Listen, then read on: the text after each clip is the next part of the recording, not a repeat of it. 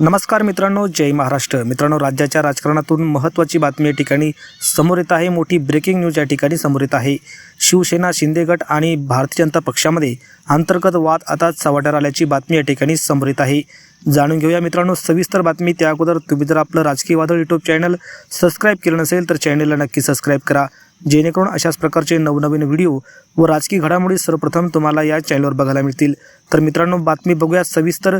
शिवसेना शिंदे गटातला अंतर्गत वाद हा नेहमीच चर्चेचा विषय असतो. शिंदे यांच्या शिवसेनेच्या आमदाराकडून भाजपच्या विरोधात आतापर्यंत वेगवेगळी विधाने करण्यात आली आहे.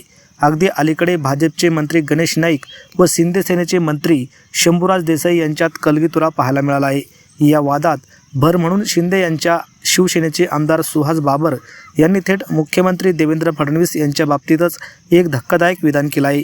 जिल्हा परिषद निवडणुकीच्या प्रचारादरम्यान खानापूरच्या पळशीमध्ये एक जाहीर सभेतून आमदार बाबर यांनी थेट मुख्यमंत्र्यांनाच आव्हान देणारं वक्तव्य केलं आहे.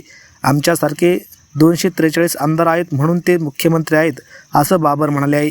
इतकंच नव्हे तर भाजपसह सगळेच पक्ष आपण चालवतो असं विधान देखील आमदार सुहास बाबर यांनी यावेळी केले आहे.